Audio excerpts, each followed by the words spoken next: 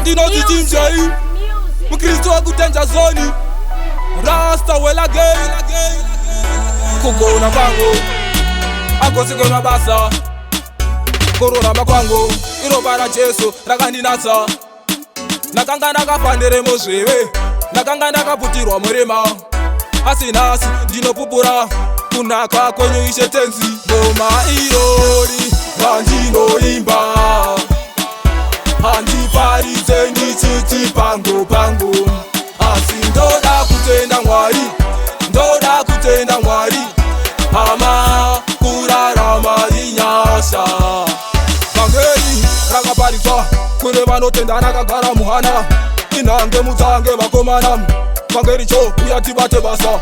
hatichararamire zvoda moyo asi tave kuraramira pashoko Jesu Kristu ndiye shoko saka nhasi tave kuparidza Kristu kare kare taisvitira bleng bleng asi nhasi tave kurombedza gengeng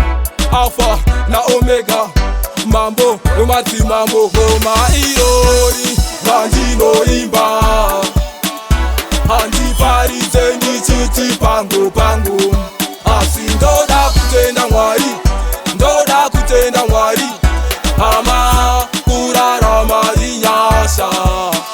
handina kutengwa nezvinoora goridhe sirivha kana ndarama asi ndakatengwa neropa raJesu nerekurarama Jesu ndiye nzira yeupenyu ukatenda shoko unorarama Jesu ndiye chingwa cheupenyu nhasi tikugoverana nehama ngoma irori randinoimba handiparidze ndichiti pangu pangu asi ndoda kutenda Mwari ndoda kutenda Mwari hama kurarama inyasha kugona kwangu akosikwe mabasa kururama kwangu iropa ra Jesu rakandinatsa nakanga ndakafanire muzvive nakanga ndakaputirwa murima